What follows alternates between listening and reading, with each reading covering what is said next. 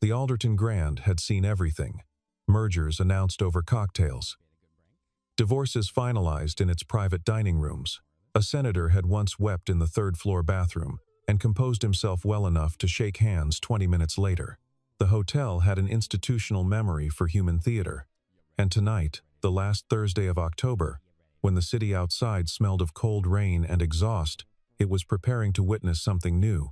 Evelyn Carter arrived at 7:42 p.m., 18 minutes before the doors were scheduled to open. She did this intentionally. She always did. The event coordinator, a nervous young man named Preston Holt, met her at the private entrance with a clipboard and a smile that had been rehearsed too many times. "Miss Carter, everything is in order. We have 103 confirmed guests, though we expect 100. She handed her coat to the attendant without looking at him. "Who are the 3 extras?" "2 are associates of Mr. Whitmore from the Blackridge Group, and 1 is a last-minute RSVP from—" "Remove them." Preston blinked. Of course. She walked through the ballroom before anyone arrived. High ceilings, chandeliers that caught light and scattered it into geometric constellations across the parquet floor. Long tables dressed in cream linen, each place setting arranged with the kind of precision that cost more than some people's monthly rent. On paper, this was a charity dinner, the Alderton Foundation for Urban Infrastructure, a cause real enough to justify the gathering, legitimate enough to keep the lawyers quiet. In practice, it was something else. Evelyn had not organized this evening because she wanted to be chosen. She had organized it because she was tired of being circled. For 3 years, since the Financial Review had published that profile, The Untouchable Billionaire, how Evelyn Carter built an empire by saying no, the approaches had multiplied. Invitations delivered by hand, dinner reservations made without her knowledge, men appearing at her office building's lobby in suits that cost more than mid-range automobiles, holding flowers, holding proposals, holding that particular expression of entitled hope that made her want to cancel everything and go home. She had decided to end the circling by making it formal, by inviting every man who had tried to approach her in the last 18 months into one room, on her terms, at her pace, and letting the evening speak for itself. She was not looking for love. She was not sure she understood what that word meant in any practical sense. She was looking for something quieter and harder, to name someone who would not require her to become smaller. At 8 p.m., Preston opened the doors. They came in suits that collectively represented the GDP of a small country, CEOs of infrastructure firms, hedge fund managers, a tech founder whose company had been valued at $11 billion before it quietly imploded, a man named Gerald Ashworth, who had been photographed at every significant fundraising event in the city for a decade and had the particular quality of seeming deeply familiar to people who had never met him. A shipping magnate, 2 brothers who had inherited a hospitality empire and spent their adulthoods competing for the same rooms, a venture capitalist who had backed 4 unicorns and whose Wikipedia page had been edited by his own PR team so many times it read like mythology. Evelyn moved through the room with a glass of sparkling water she never drank. She had a system. She had always had systems. She watched how men entered a room, whether they looked for the most powerful person first or surveyed the exits. She listened to how they introduced themselves, whether they led with titles or with names. She noted what they ordered and whether they ordered quickly or took time. Small calibrations. Data points. She had built a company worth $340 million through accumulated data points, and she approached people the same way she approached markets, with patience, with attention, and with the certainty that sentiment and reality would eventually diverge. The first 20 men were variations of the same template, ambitious, polished, practiced. Each of them deployed some version of the same conversational architecture. A compliment about the venue, a remark about the cause, a subtle pivot to their own achievements, a question about hers that was really just a pretext for listening to themselves think. She gave each of them 2 minutes and 30 seconds. She had promised herself nothing less. By the 40th, she had stopped being bored and moved into something closer to mild scientific interest in her own patients. By the 65th, a man named Bryce Langford, who ran a private equity firm, and had the specific sort of handsomeness that photographs well and reads as thin in person, leaned toward her and said, "I think what makes you extraordinary, Evelyn, is that you've never needed anyone." He meant it as a compliment. She excused herself to get more water she would not drink. The evening pressed forward. 90, 95, 98. Each departure choreographed, each refusal so quiet that most of the men involved did not fully understand it had happened until they were in the back of a car 20 minutes later, replaying the conversation, trying to locate the exact moment the door had closed. 100. Marcus Devereaux. 44 years old. Real estate. A man who had once donated a wing to a children's hospital and had the plaque photographed 47 times. He shook her hand with the firm, two-beat grip of a man who had taken a course on handshakes. And he looked at her with the particular expression she had come to recognize as the most dangerous kind of sincerity, the sincerity of a man who genuinely believed he deserved her. "Miss Carter," he said, "I've admired you for years." She set her glass down on a passing tray. "Thank you, Mr. Devereaux." A beat. "I think the evening is drawing to a close," she said. Preston Holt, stationed near the east wall, felt his chest tighten. 100 men. Not one had cleared whatever threshold Evelyn Carter had set.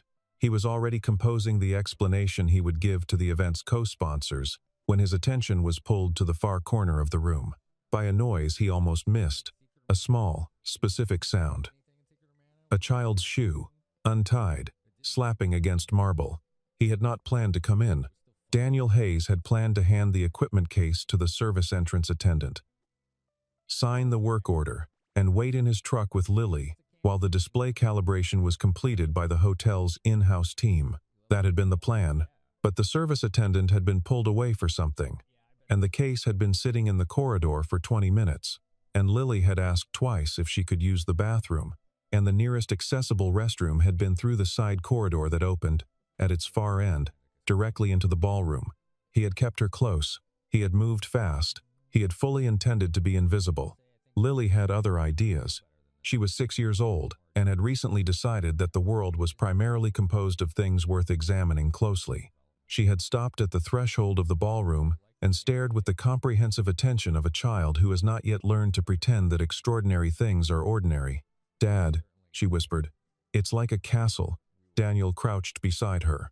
"It is," he said, because it was, and he had never seen the point of lying to her about what things were. His name was Daniel Hayes. He was 38 years old. He ran a small systems maintenance company out of a workshop on Clement Street, 6 employees, reliable contracts with 3 mid-sized hotels in the city, a reputation for doing the work correctly and on time, and for charging what the work was actually worth.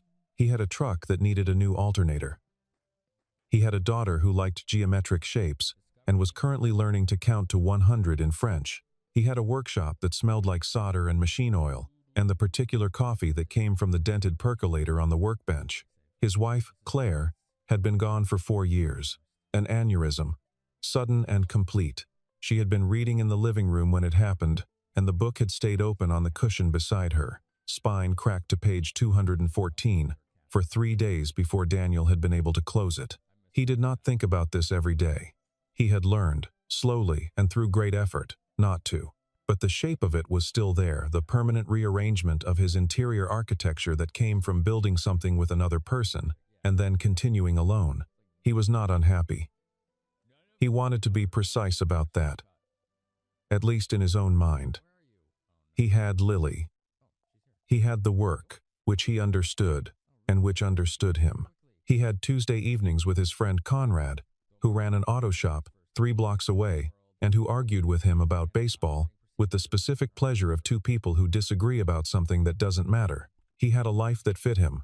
What he did not have, what he had noticed, the absence of the way you notice a missing tooth, episodically, when you press your tongue to the gap, was someone who would stay in the room after Lily went to sleep. He was not thinking about any of this when Lily's shoelace came undone. He knelt on one knee, took the loose lace, went through the loop and the cross and the pull with the particular ease of a gesture made 10,000 times. And as he did, he talked to her quietly about the drive home, about the dinner he would make, about whether she wanted the soup with the small pasta shapes or the large ones. He did not look up. He did not know he was being watched.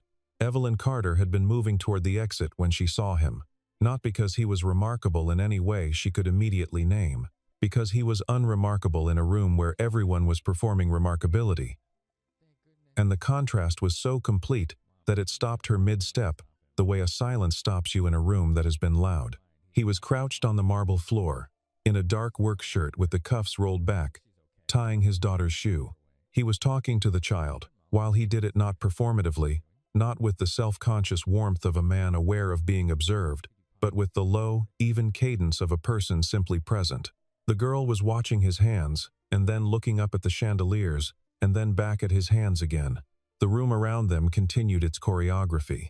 Gerald Ashworth was telling a story near the bar. Two of the hedge fund men were checking their watches. Preston Holt was murmuring something into his earpiece. Evelyn stood still.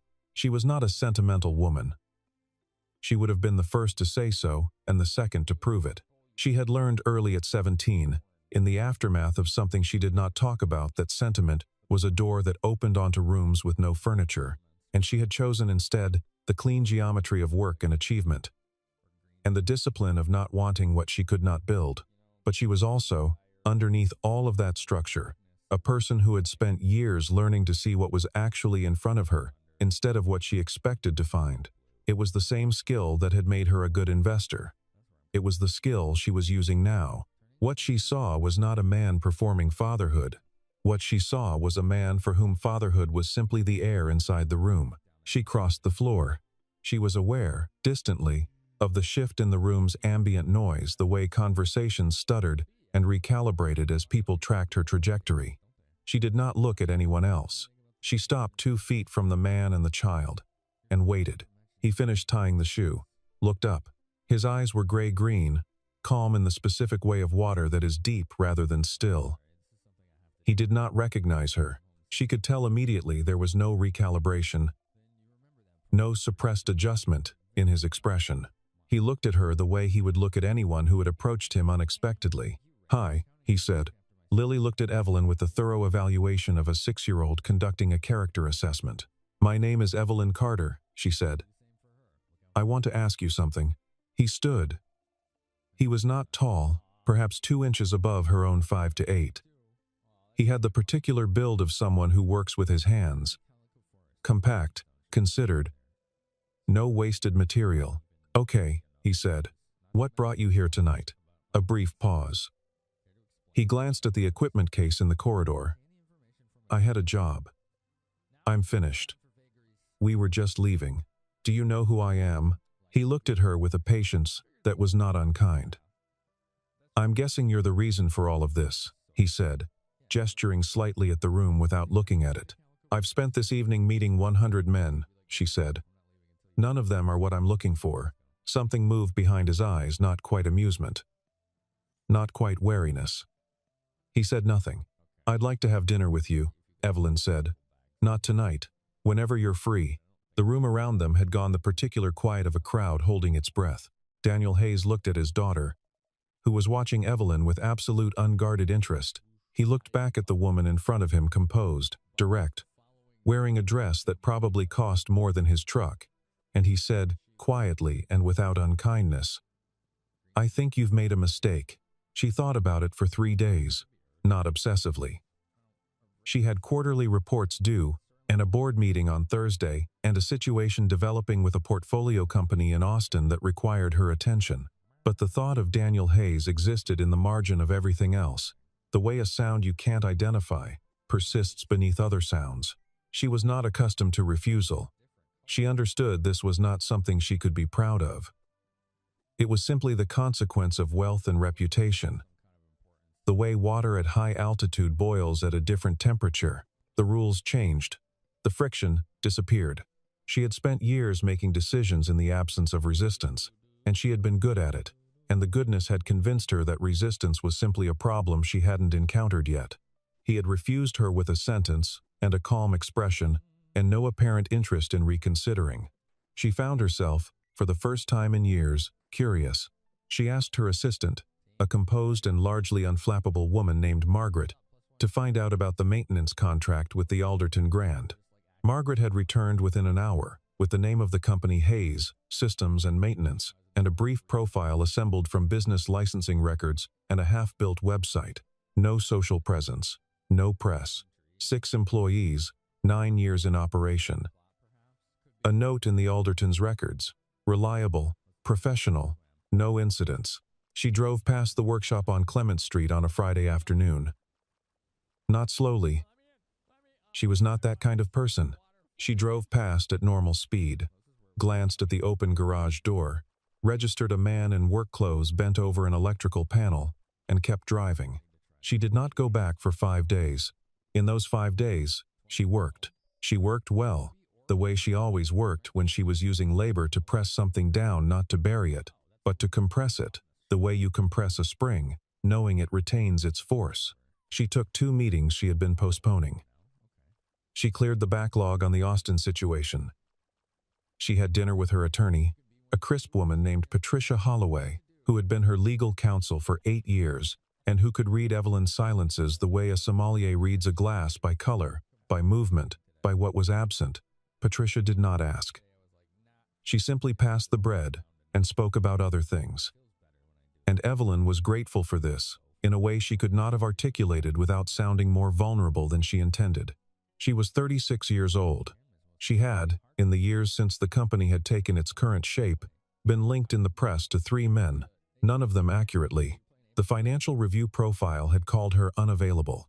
A competing publication had called her selective. A gossip column had used the word impossible and meant it as a compliment, which told her something about the writer and nothing useful about herself. She had not been unavailable. She had been waiting, though she hadn't named it that. Waiting for something she couldn't fully describe. Not a checklist. Not an archetype. Something more like a frequency, a resonance, the sense, in another person's presence, of a room that had more space in it than it appeared to from the outside. When she returned, it was on a legitimate errand. The building she owned 2 blocks east needed a full systems inspection before a renovation permit would be issued. She had asked her operations manager to find a firm, and then, separately, had mentioned the name Hayes, Systems and Maintenance. The connection had been made. The call had been placed. The appointment was real. She did not tell herself this was anything other than what it was. She arrived at the building at 9:00 a.m. on a Tuesday. Daniel Hayes arrived at 9:03 with a different member of his crew, a young man with red hair named Oliver, who carried the equipment with the careful competence of someone recently trained.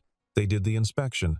Daniel worked methodically, without flair, running through a checklist that was printed on a laminated card he kept in his shirt pocket, making notes in a small notebook.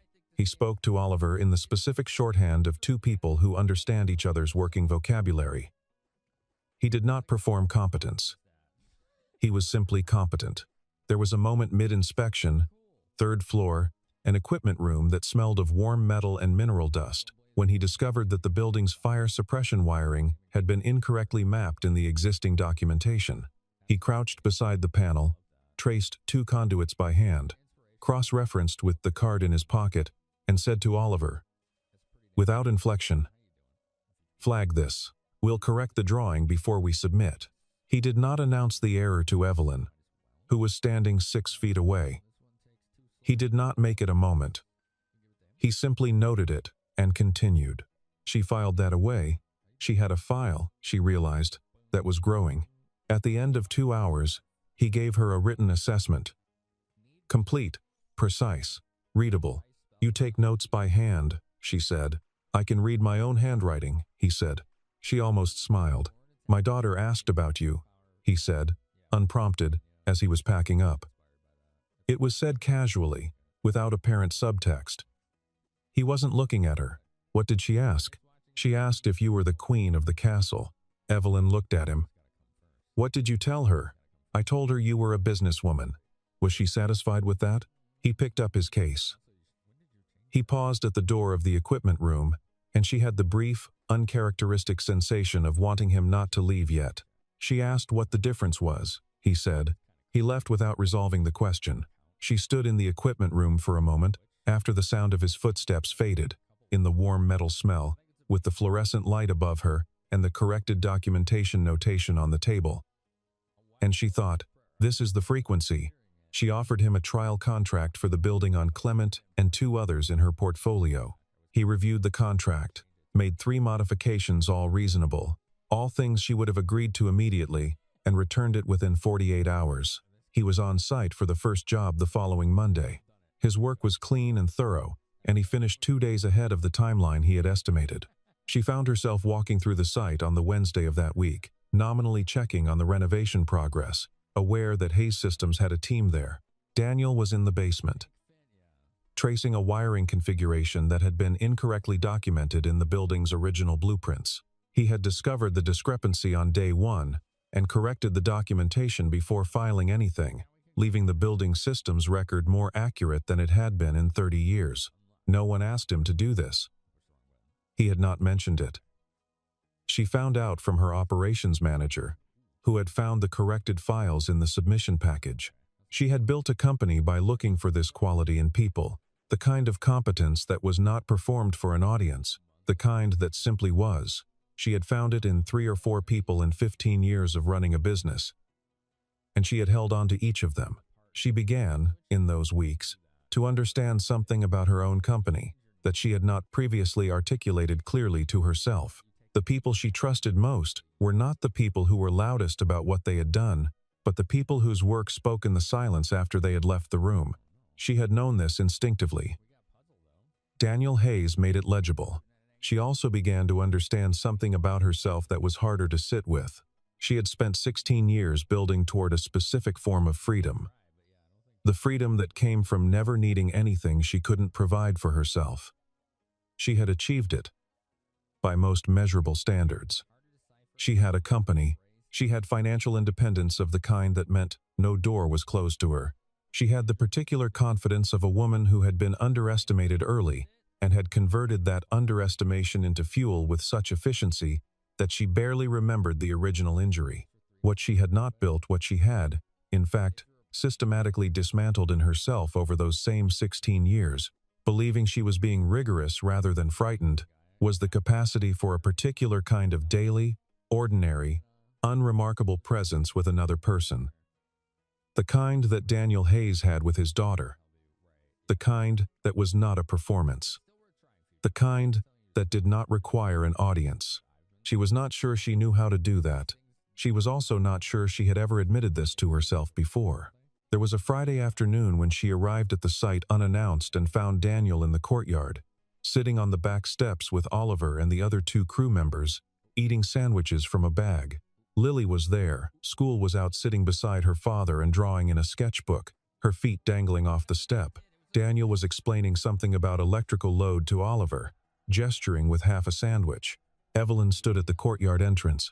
Lily looked up, saw her, and held up the sketchbook. It was a drawing of the building's facade.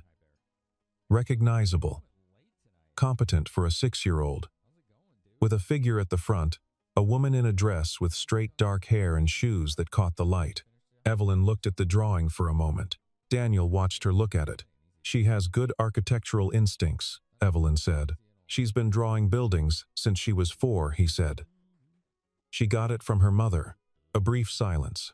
Not uncomfortable, but present the kind of silence that acknowledges something real without requiring a response. Claire, he said quietly, not elaborating. I know, Evelyn said, which was true. She had known from the research. She had carried the knowledge carefully, the way you carry something fragile, understanding that it did not belong to her, that she had come to it second-hand, and that its full weight lived with the man sitting on the back steps with half a sandwich. He nodded once, and went back to explaining electrical load. She sat on the low wall at the edge of the courtyard. Oliver slid over on the step to make room for her in the general orbit of the group, not making it a gesture, simply making space.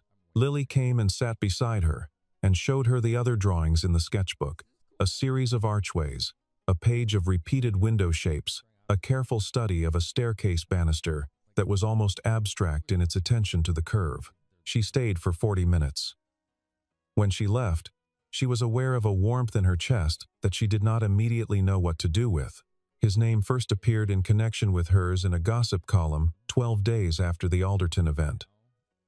The item was brief and vague, an unusual choice at the Carter Foundation dinner, and she had ignored it. These things burned briefly, and then found other fuel.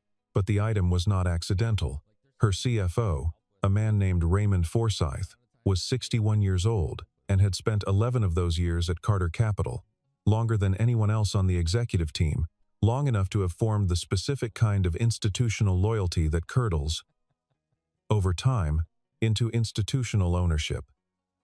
He had been at the Alderton dinner. He had watched her cross the room. He had spent 12 days since then making calculations. He was not, in his own estimation, a bad man. He was a man who had made a series of decisions whose cumulative effect was that Daniel Hayes needed to be discredited before Evelyn Carter stopped treating her company like a company and started treating it like a life. He had people who could find things. He gave them the name. What they found was real, as far as it went. Daniel Hayes had, 9 years ago, been the lead engineer on a network infrastructure project for a financial services firm called Meridian Capital. The project had been significant, a system architecture that had ultimately formed the backbone of Meridian's entire trading operation. Daniel's name appeared nowhere in the public record. The credit had gone to Meridian's CTO at the time, a man named Stuart Gould, who had subsequently used the project as his primary credential for several high-profile positions. Daniel had left the industry 6 months after the project's completion. He had never made a claim. What Forsyth's people added to this real history was the implication, the framing, the suggestion, delivered through 2 carefully placed media contacts, that Daniel Hayes had approached Evelyn Carter not by accident but by design, that his presence at the Alderton Grand that night had been planned, that the daughter was a prop, that the simplicity was a performance. The story had a particular kind of traction because it was the story people wanted to believe. It confirmed a familiar shape, the predator disguised as the humble man. It required no extraordinary claims. It only required the reader to assume the worst about someone they did not know.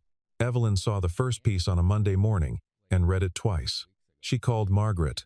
"Get me everything we have on the Meridian Capital project from 9 years ago," she said. "All of it. The technical documentation, the internal records, the personnel files if you can access them." Margaret paused. "That may take a few days." "It may," Evelyn said. "Start today." She went to the workshop on a Thursday evening, after the crew had gone. He was there alone, finishing a maintenance report under the workbench lamp, the percolator going on the shelf behind him. Lily was asleep on a cot in the back room, visible through the open door, her sketchbook on the floor beside her, the pencil still loosely held in one small hand. Evelyn stood in the workshop entrance. The space at night had a different quality than in the day. During business hours, it was functional and purposeful, all activity and careful movement. At this hour, with the street outside gone quiet, and the overhead fluorescence off, and only the workbench lamp casting its warm circle, it had the quality of a place that had found its own center. The ordered rows of equipment on the shelves, the clean workbench, the dented percolator sending its small thread of steam toward the ceiling. Everything exactly where it was because it made sense to be there. He looked up, not surprised. Perhaps he had been expecting this. "I've seen the articles," she said. "So have I." She waited. "Is any of it true?" she asked. Not because she didn't know the answer, because she wanted to hear how he answered. He set down the pen. He looked at her with the gray-green calm that she had learned, over the past weeks, was not distance but rather a kind of density, the expression of someone whose interior life was fully occupied, who had no need for performance. "I was on the Meridian project," he said. "I built the architecture. Gould put his name on it. I didn't fight it." A pause. "Claire was sick by then. I had things to deal with that mattered more than credit. Why didn't you ever make a claim after?" "Because the claim wasn't worth what it would cost." He glanced toward the back room. "I have a daughter who will grow up knowing her father did his work and didn't make a scene about who got the applause. I think that's a better inheritance than a legal victory." She watched him. The workbench lamp threw his face into half shadow and half light. And she thought of the 100 men in the Alderton Grand, their suits, their credentials, their carefully engineered stories about their own importance, and she thought about how none of them had said anything that stayed with her afterward, the way this man's silences stayed with her. He was not diminished by what had been done to him. He had integrated it. She had spent years studying people in negotiations, in boardrooms, in the small unguarded moments that happened at the edges of professional encounters, and she had developed a reasonably precise taxonomy of how people carried injustice. Some wore it as armor, some as wound, some converted it into fuel, which looked like strength but burned at a cost they did not always acknowledge. Some let it rot quietly inward. Daniel Hayes had set it down. Not because it didn't matter, but because he had made a clear-eyed decision about what he was willing to carry. He had looked at the weight and the cost of the weight and made a choice that most people were not disciplined enough or self-knowing enough to make. She understood, standing in the doorway of his workshop at 10 o'clock on a Thursday night, that this was the thing she had been looking for and hadn't had language for, not strength in the conventional sense, not success, not even decency, though he was decent, something more fundamental than any of those. He knew what he was. He had decided what mattered. He had built a life that reflected both of those things, without apology and without performance, in the presence of a world that rewarded neither. Evelyn stood in the doorway of the workshop with the smell of solder and old coffee around her, and looked at this man who had refused her in a room full of people trying to be chosen, who had carried a stolen credit for 9 years without bitterness, who was raising a child alone in a workshop where the workbench lamp was the warmest light in the room. "I'm not going to let them use this against you," she said. He looked at her. "I'm not asking you to defend me. I know." She met his eyes. "I'm telling you what I'm going to do." A long moment in which neither of them moved. Outside, the street was quiet.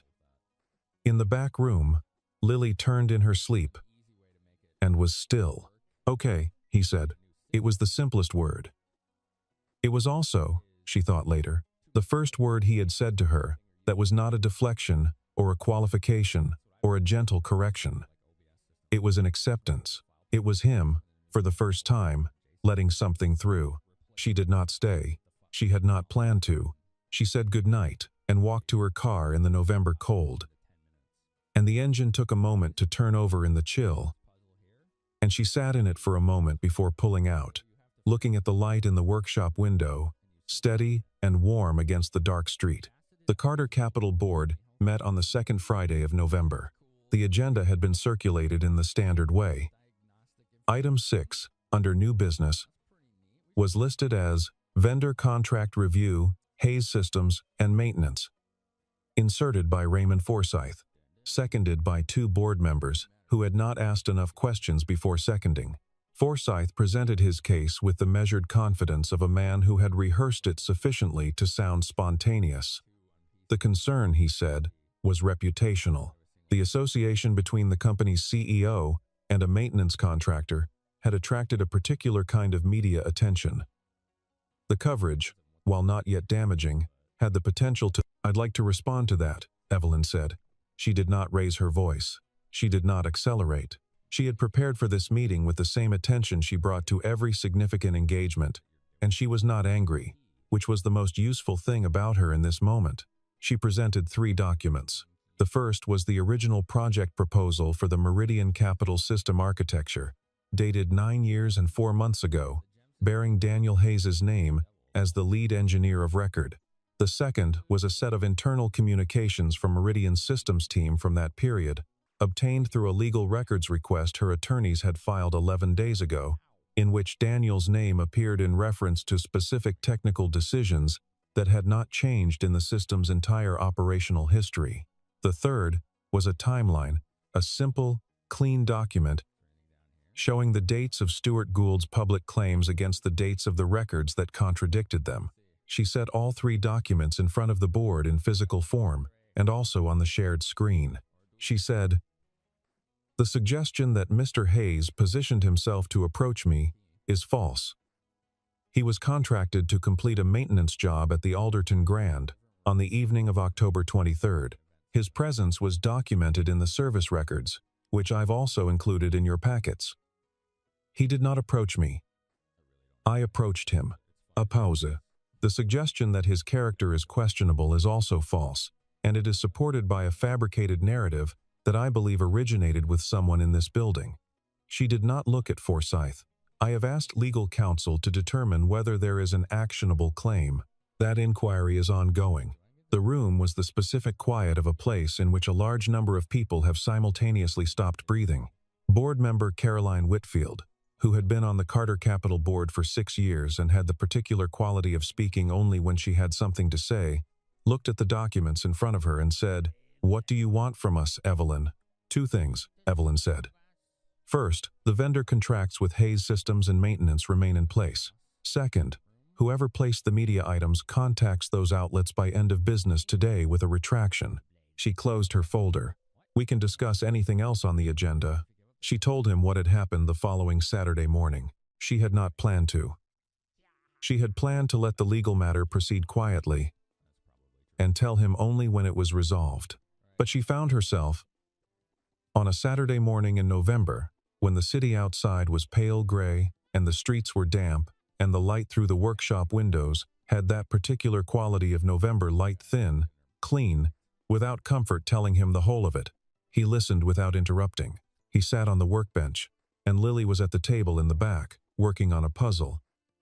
And Evelyn sat in the old wooden chair across from him that she had come to think of, privately, as her chair. When she finished, he was quiet for a moment. "Thank you," he said, not effusively, the way you say thank you when you mean it. She had brought, in a folder, something she had put considerable thought into over the preceding weeks. She set it on the workbench. He looked at it without opening it. "What is this?" "The Meridian architecture has been generating value for 9 years, she said. "I've had our analysts estimate the contribution. It's not a precise number, but it has a floor." She had included a partnership offer equity in a portion of Carter Capital's infrastructure portfolio. A consulting arrangement structured around his skills and his schedule, a retainer that would let him stabilize and expand his company without changing its fundamental character. He opened the folder. "Read it." He was the kind of reader who did not skim. She had learned this. His eyes moved through the pages at the pace of someone who was actually absorbing content. He closed the folder. "This is too much," he said. "It's what the work is worth. Maybe." He set the folder aside. Not dismissively, carefully. "I don't want an empire, Evelyn." She had expected this. She had prepared for it. And yet, hearing him say it with such complete, undefended clarity, not as a pose, not as false modesty, but as a simple, true statement about what he wanted, did something to the architecture of her chest. "What do you want?" she asked. He thought about it for a moment. Genuine thought she could tell. He was not performing consideration. "I want to pick Lily up from school," he said. "I want to do the work I know how to do, with people I trust. I want to not lie awake at 3 in the morning worrying about things I can't control." He paused. "I want Tuesday evenings to stay the way they are." She sat with that for a moment. "There's a version of this offer," she said slowly, "that doesn't change any of those things." "I know." He looked at her. "That's the part I'll take." They worked out the terms in the next hour, at the workbench, with coffee from the dented percolator and Lily occasionally wandering in to report on puzzle progress. By noon, they had something real and bounded and right. When they were done, Lily appeared in the doorway and said, with the complete authority of a 6-year-old who has made a decision, "Evelyn, do you want to stay for soup?" Daniel looked at Lily, then at Evelyn. The November light was thin in the windows. The percolator had gone quiet. Somewhere outside, a truck moved through the wet street. Evelyn Carter, who had never particularly learned how to want simple things, looked at the child in the doorway and the man at the workbench, and felt something loosen in a place she had not known was clenched. "Yes," she said. "I'd like that very much." December came in gray and certain, and the city went about its arrangements. Evelyn had a board meeting on the 4th. She restructured the operations committee on the 7th. She closed a deal on the 14th that she had been navigating for 11 months, a moment that should have felt like arrival, but felt instead like a door she had already passed through, looking back at it briefly from the other side. She was in the workshop on the 19th. She had not announced herself. She had not needed to for some weeks. She had a key, a pragmatic arrangement, given the number of times she had arrived to find a note on the door saying they were on site somewhere and would be back at 4. The key was matter of fact. It was not romantic. It was simply what made sense. She let herself in and sat in her chair with the brief summary she was reading for a meeting the following morning. Oliver was there, finishing a report. He nodded at her. She nodded back. They had the comfortable relationship of two people who regularly occupied the same space and respected each other's focus. Daniel returned at 3:40. Lily in the truck with him, coming back from school. Lily came through the workshop door, already talking something about a class project, about the way certain shapes repeated in architecture, about a building she had seen from the car window, and she did not pause when she saw Evelyn, but simply incorporated her into the conversation without breaking stride, settling into the chair beside her, and opening her sketchbook. "Here," Lily said, showing a drawing. "It's the same arches. See? The old ones and the new ones. They're the same. They're called arcades," Evelyn said. "The shapes repeat because they work." Lily considered this with the absolute seriousness of someone encountering a useful truth. "Because they work," she repeated, trying the phrase. Daniel came in behind her and set his jacket on the hook and went to the percolator without looking up. "There's a thing at Lily's school," he said, with his back to the room. The particular cadence of someone raising a subject indirectly, giving the other person room to decline without awkwardness. "The winter recital.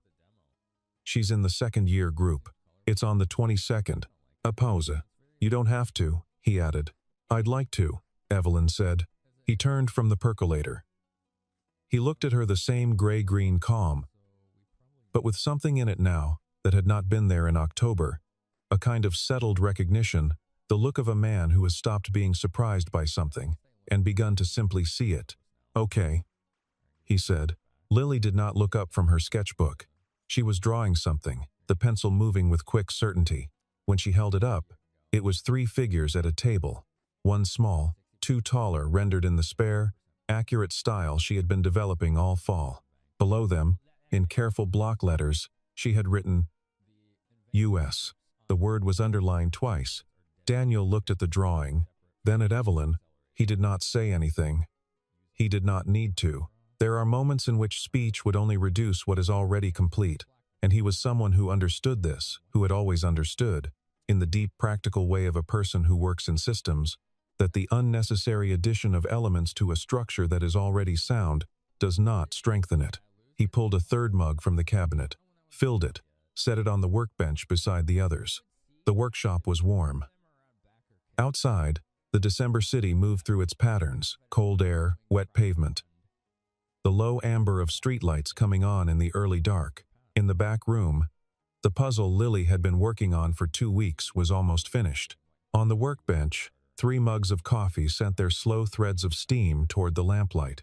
Evelyn Carter, who had once rejected 100 men in a single evening and been called cold for it, sat in a wooden chair in a workshop on Clement Street and read her briefing notes while a 6-year-old drew buildings beside her and felt not the firework of arrival, not the clean resolution of an accomplished goal, but the quiet, daily, accumulating weight of being somewhere she had chosen, not in front of a crowd, not under chandeliers, in a room where nobody was watching and nothing needed to be proved, where the coffee was made in a dented percolator and the best light came from a workbench lamp, and where the person across from her moved through his evening with the unhurried certainty of someone who had long since decided what mattered. She thought, briefly and without sentimentality, about the woman she had been in October, standing in the Alderton Grand in a room full of tailored suits and expensive credentials, moving through the crowd with her glass of water she never drank, conducting her survey of 100 men who had all wanted something from her without being able to say clearly what. She did not feel contempt for that woman. She felt something softer, a kind of retrospective compassion, the way you regard an earlier version of yourself who was trying, imperfectly, to navigate towards something real. She had been looking. She had not known what she was looking for, which had made the looking inefficient but had not, in the end, made it futile. What she had found was not what she had expected. She had not expected the wooden chair she kept coming back to. She had not expected to know Oliver's coffee order, or the names of all of Lily's classmates, or the specific pitch of the percolator when it finished its cycle. She had not expected to find herself, on a Tuesday evening, sitting at a small kitchen table in an apartment above the workshop, helping Lily practice counting to 100 in French while Daniel made dinner and the radio played something low and instrumental from the corner. She had not expected to want to stay. Lily leaned over and rested her head briefly against Evelyn's arm. Neither of them moved. Outside, the first snow of December began to fall quietly, without announcement, in the way that the most important things always begin. It settled on the workshop roof. It settled on the street and the parked trucks and the low wall of the courtyard where Evelyn had sat one Friday afternoon with a warm feeling in her chest she hadn't known what to do with. She knew what to do with it now. Daniel set down the last mug and looked at the three of them, the lamp, the sketchbook, the woman in his chair reading her briefing notes, his daughter drawing beside her, and his face held that expression she had learned to read. Not pride, not possession, but the calm, full recognition of a man looking at something he was grateful to come home to. He did not say anything. He did not need to. The snow fell. The coffee cooled. The lamplight held. The love that lasts is not the choice you make before an audience. It is the chair that is pulled out without being asked. The mug that appears beside yours. The child who draws you into the picture and underlines the word.